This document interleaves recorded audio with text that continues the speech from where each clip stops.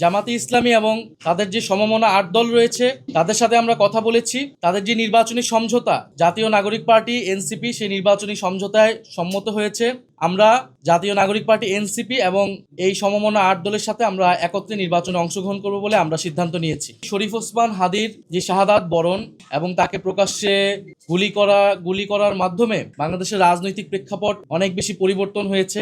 এই হত্যাকাণ্ড, এই শাহাদাত বরণের মধ্য দিয়ে আমরা বুঝতে পারছি যে বাংলাদেশে যে আধিপত্যবাদী আগ্রাসনী শক্তি তারা এখনো কার্যকর রয়েছে। গণ অভ্যুত্থানের মধ্য দিয়ে যাদেরকে আমরা পরাজিত করেছিলাম তারা এখনো চক্রান্ত করছে নির্বাচন বানচাল করার জন্য। তারা চক্রান্ত করছে এই যে সংস্কার এবং নতুন বাংলাদেশের অগ্রযাত্রা সেটাকে ব্যাহত করার জন্য, এবং তারা চক্রান্ত করছে এই জুলাই প্রজন্মকে নিঃশেষ করে দেওয়ার জন্য। সেদিন ওসমান হাদির গায়ে গুলি লেগেছে, কালকে আপনার গায়ে লাগবে, পরশুদিন আমার গায়ে লাগবে। কারণ প্রথম এবং প্রধান টার্গেট করা হচ্ছে এই জুলাই গণ অভ্যুত্থানে যারা অংশগ্রহণ করেছে সারা দেশের তরুণরা, নাগরিকরা, শহীদ পরিবার, যারা আহত যোদ্ধা রয়েছে। ফলে এই পরিবর্তিত প্রেক্ষাপটে আমাদের কাছে মনে হয়েছে, আমরা দলীয় ফোরামে আলোচনা করেছি যে আমাদের এই মুহূর্তে আর মনোবল হতে হয় স্পাত-দৃঢ়। জেরুজালেম 25 বছরের পথ চলায় নিরাপদে রাখার প্রত্যয়ে এই নির্বাচন সুষ্ঠুভাবে সম্পন্ন করার জন্য, প্রতিযোগিতা পূর্ণ করার জন্য, এবং যাতে আধিপত্যবাদী কোনো শক্তি আমাদের এই গণঅভ্যুত্থান পরবর্তী অগ্রযাত্রাকে ঠেকাতে না পারে, সেজন্য আমাদের বৃহত্তর ঐক্য প্রয়োজন।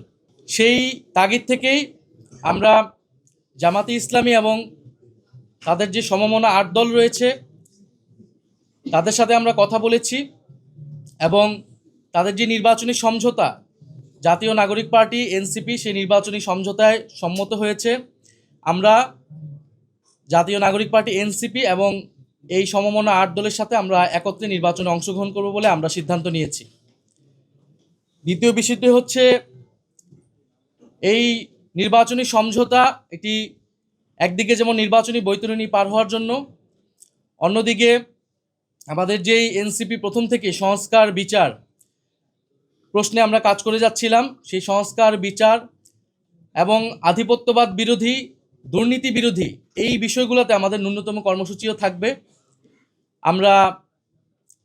আমাদের রাজনৈতিক জায়গায় আমরা মনে করছি এই মুহূর্তে বাংলাদেশের এই সংকটগুলো রয়েছে, যেখান থেকে এই বাংলাদেশকে রক্ষা করতে হবে, জুলাই প্রজন্মকে রক্ষা করতে হবে, এবং গণ অভ্যুত্থান পরবর্তী যে আমাদের আকাঙ্ক্ষা সেটা যাতে কোনোভাবেই ব্যাহত না হয়, এই জন্য আমরা একটা বৃহত্তর ঐক্যের জায়গায় পৌঁছেছি। আমরা আজকে আনুষ্ঠানিকভাবে আমরা শুধু এই ঘোষণাটাই দিচ্ছি। ঘোষণাটি অলরেডি সমমনা ৮ দলের প্রেস ব্রিফিং থেকে আপনারা জানতে পেরেছেন।